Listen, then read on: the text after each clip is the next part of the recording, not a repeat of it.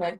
Welcome to those who are listening live, and if you're catching this later, then it's really Hello. great for you to have joined us. So I have invited the wonderful Jen Bunting from The Highly Sensitive Child to join me for my first live with Is this your somebody first else. one? Well, Oh, I've done lives before, but never joined somebody else or brought someone else into it. So I feel oh. like you've helped me pop that bubble and all that kind of stuff. So And then we what? can let you off for the tech issues because this is the first time you've done Yeah. this. So, Yeah, thank you. I really you know. appreciate that. So, for those who are listening in, we are going to do a bit of a deep dive today on emotions and other bits and pieces. Jen is highly, highly knowledgeable on this subject. I first got to meet her, the privilege of meeting her. I think I followed you on social media for quite a while. I probably stalked you quite a bit on social media for a while before you get the courage to come forward and sort of say, hi, I really love your work and what you're doing and what you stand for. And there's so much synergy between the stuff you're doing and the stuff I'm doing. And then, gosh, was it a couple of years now that I did some training I with you? think I it want to say it was, was yeah. even 3 years. Oh, gosh, that I was. think about two. Yeah, okay. So 2 years Yeah. ago, Jen and I did some training together, and it was a real tipping point for me in what I was doing, how I was working with parents, how I was working with children, the response that I was getting from them. And I think it really came down to sort of that core knowledge that in our inner being as the human race, it comes down to fear and love. And that kids, and of course kids know that they're loved, but do they really know that how they're loved? And do they know that they're loved even when they express different emotions and we're overwhelmed by their emotions and we might be triggered by their emotions? And so I thought this was probably a really good subject for us to come together and chat about and to get your viewpoints on those kind of things. Yeah. Well, any knowledge that I have, any deep understanding that I have on this topic is literally, I always say, because I have to get it for myself. So Yeah. none of this for me has ever come from the angle of, as a child, I thought this is what I want to do when I'm older and I'll go and study this at university. It was none of that. You know, really, like I would have struggled to even sit down, I think, in university and like study this in that kind of way because anxiety was a huge part of my life since I can remember, which was about age 6, although I'm sure it probably showed up before then. Yeah. But it really started to really take a hold when I started school. So my mum was constantly, taking me to the doctors because I was always saying that I felt sick. And that was my way of saying, I don't feel good. Like I was Yeah. really saying I feel anxious, but I didn't have the language. And really, like, yes, I've deep dived into this topic um for years now because essentially I needed to understand Yeah. why I struggled so much because that anxiety was still following me around, like taking hold of my life up until about 33. So Okay. really, I know I don't look a day older, but like I'm 40. Do you lose track of your age? Like I Oh, have to think, like how old am I now? I have to Like start I taking away years, and I'm like, oh, by that point, I've given up, and I'm like, I'm I just think old. I think we lose interest. So I'm 44 this year. Okay. So really, it was only 10 or 11 years ago when I really got this real grasp on this idea that all my life I'd been trying to get rid of this anxiety, Mm, and other people had tried to help me, because I had been to therapist, I'd studied many things, I'd felt like I had been to everyone that I thought should have had answers. Um, and then it was just like a light bulb moment when I was about age 33, 34. I embarked upon another, you know, healing program modality that was, because I just never stopped looking for answers. I think when you're struggling so much, you can't park it in the corner. Like you have to no. understand, don't you? Because Yeah, it's absolutely. taken over your life. Yeah. Um, and I came to this understanding that so much of what had been driving the anxiety I felt, it wasn't the only thing, but it was a huge driving force, was this shame. this like, what is wrong with me? Like, why has the doctor, the therapist, all these people, you know, who have taught me all these fantastic things, why am I still having panic attacks? Why am I struggling so much? And so this realization that I came upon was really like a product of my own journey, really, like of understanding what's going on for me. And when I really, it wasn't that I just sat down, understood it, and okay, the anxiety went. Like, obviously, there was months and years of a healing journey there Yeah. for me. But it was this, the overall idea was that I had a very strong belief that there was something wrong with me, that I Yeah. wasn't lovable, because how Yeah. could I be? I felt so anxious. Yeah. And I think a lot of people listening in, and I know my own journey is quite similar, and that with my daughter as well. And they'll be Mm, sort of like nodding their head along, going, "Yeah, I completely get it." And I think as parents or as therapists or whatever your modality is, we just want to help. We want to imbue our tools to people to be able to go, "Yeah, we've got something that's going to get you through that." But mm, actually, yes, the tools are helpful, absolutely and completely. yeah, But actually, I think it's about that judgment piece, isn't it? It's like I'm feeling what I'm feeling, but yeah, I'm judging myself as a result of my feelings. And mhm, that, whether that's shame, whether that's embarrassment, children of a younger age maybe can't even, or even adults, in fact, I yeah, attended a training with you and it was sort of like a light bulb moment, those words that we associate with this, basically judgment on its foundation levels. We're judging ourselves, yeah, and so yeah, again, I'd love to hear more thoughts on that, because it's sort of taking it away yeah. from us and it's more, what can we do, how can we help? Mhm. Yeah, and I think it's also important to understand, because this has been an important part of like my understanding, is it's also not a case of, well, we're judging ourselves, so we just need to stop. Because, and Very, I'll tell you yeah, why. Um, I'll tell you why from like a biology informed point of view, it isn't actually possible, because what we're dealing with here is parts of our brain that are operating on autopilot. yeah, So what I have found is that, as you say, like, we have all these great tools. Obviously, we want to teach children how to name their feelings, because it is important that we build that language.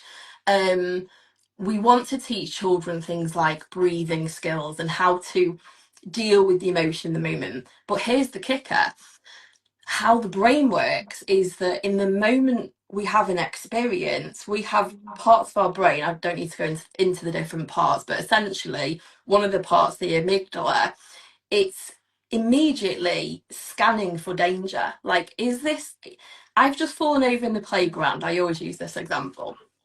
Immediately, this part of the brain is scanning for danger. And the most important thing I think to recognize is that what we're scanning for is relational. Like, are people laughing at me? Are people yeah, judging me?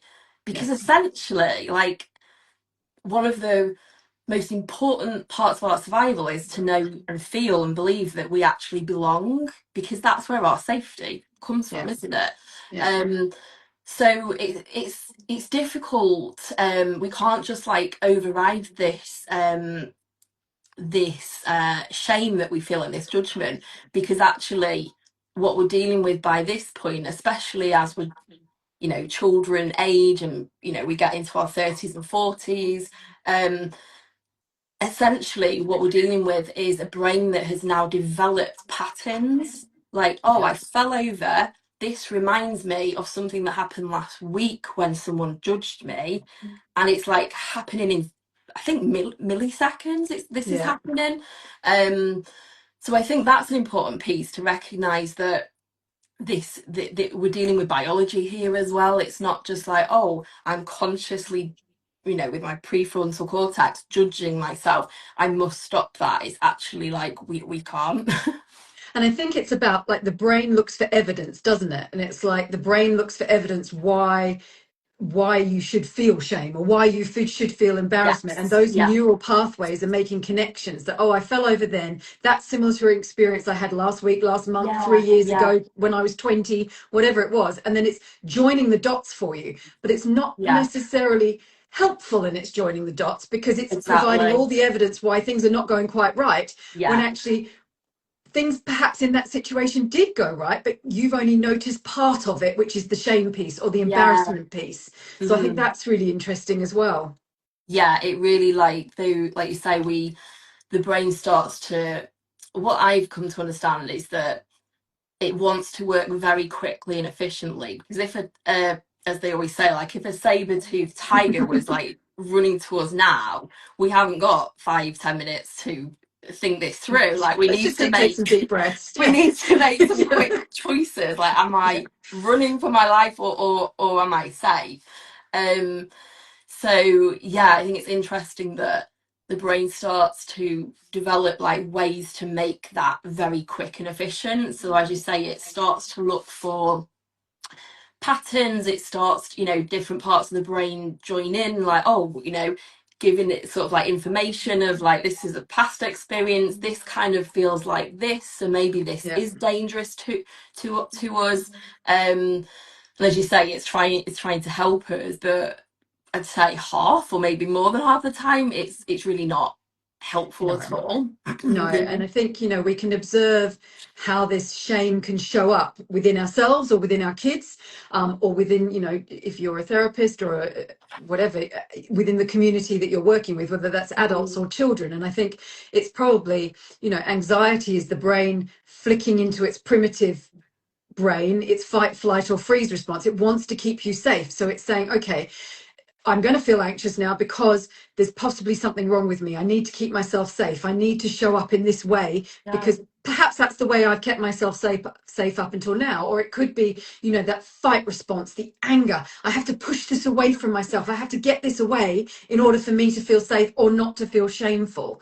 And I guess the other one is that freeze response, the shutdown. If I disappear, no one will notice me. It won't make it worse. I'll just make myself small so I can feel okay. And I Yeah. guess again, it just builds on those layers of learnt behavior that then feeds a cycle of judgment and all those kind of things. And so I guess, Mhm. what are your thoughts around it not being regulation, but actually it being down to feeling safe at their Yeah. core? Do they feel safe? As in, go back to your saber-toothed tiger. Yeah, I think it's important that we can then start to understand why some of the approaches that we're using with children in that moment are not working. So it's not that they're not effective, like, within themselves, but in that kind of context when a child is carrying these beliefs, like, my mum might be disappointed, or it's like drawing from past experiences. Maybe there was one time where a very Yeah. tired mum was like, oh, gosh, like, come on, I told you yesterday, like, Yeah. there's nothing to worry about going to school this morning. But it only takes like one experience like that for the brain to go, okay, I'm going to remember that because that felt like rejection. So if I Yeah. store that, Yeah. and then you've got, maybe the Tuesday the following week, this parent is saying, like, okay, come on, let's just take some deep breaths. But the brain is like then scanning for, like, hang on a minute, the Mm. last week, am I gonna be rejected now? So I think it's really important to just notice why, whether it is with your own child or whether it's with children that you're supporting and working with, why in the session they're able to name their feelings and learn from you and do the deep breaths or whatever it is you're doing with them, but why that doesn't always transfer at Yeah. home. And within the home space, the child is still having that ongoing, like, 40-minute outburst. Because I think it's important to understand the reason why that is because the the nervous system is actually reacting to these, Yeah. like, these stories of, I'm not good enough, like, my Yeah. parents are worried about me. My parents pull back when I feel this way. And so even what happens is it's like then even feeling the emotion of anxiety becomes a problem, because it's like it's not just, I guess what I'm trying to say is it's not just about name the feeling and it's okay to feel it. It's actually in the background, the child has got this running story of, Yeah, and I've got past experiences telling me this is not safe. My yeah, mum might be worried about me. Like even a yeah, parent being worried about a child can feel dangerous to the child, because yeah, they're scanning for like, okay, my mum looks more relaxed when I feel relaxed, you know. yeah.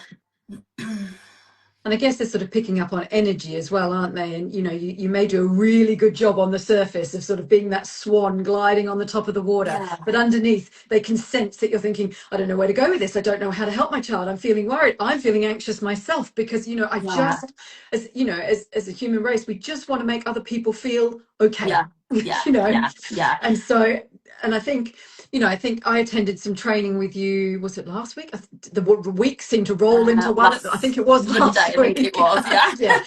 And I think we were discussing around the fact that I'm always a huge advocate for naming your emotions. I talk to parents about the fact that talk about your own emotions. Tell your kids when you're feeling frustrated or angry or overwhelmed or whatever, so that they can learn from you. But I think my interesting takeaway from the training last week was around actually those deep feeling children, those highly sensitive children, that might not be what they need to hear. They need Mhm, something else coming into that mhm, makes them feel okay. And I'm sort of inviting you here to sort of maybe re-look at some of the stuff we discussed and put some more mhm. thoughts into it.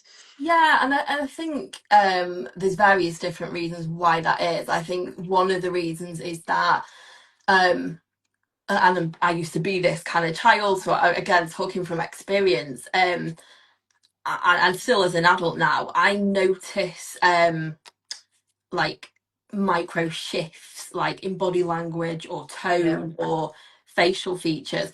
Now that is a gift when it comes to me helping people, or well, essentially helping people or teaching other professionals or supporting parents, because I can notice like how somebody's feeling. However, where I guess that kind of like dial is turned up too much is when you are scanning for like, so in school I would have been very aware that a teacher was feeling a bit frustrated that I didn't feel well and she had to come and help me, for example.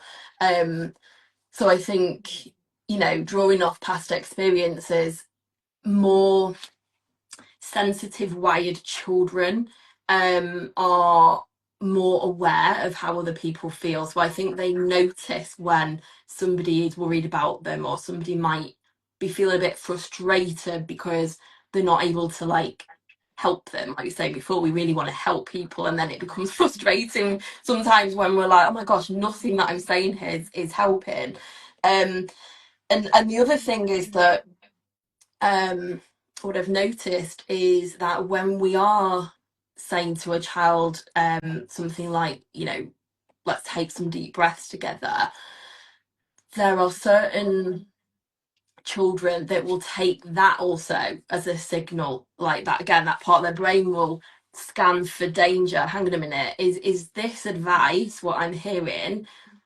Is this person trying to help me, yeah, or and what they'll pick up on, whether it's true or not, what they'll feel, what they'll internalize is my parents or my teacher, or or my coach, my therapist is teaching me this tool because I shouldn't feel the way that I do. And I relate to that even in my 20s, going to see different therapists, and there's this feeling of I need to get rid of this anxiety. I'm yeah, paying this person, um I'm here because I shouldn't feel this way, and by the end of this session or this 4-week block of sessions, the idea is I shouldn't feel this way. So there's always this pressure of shouldn't feel this way, I'm bad for feeling this way.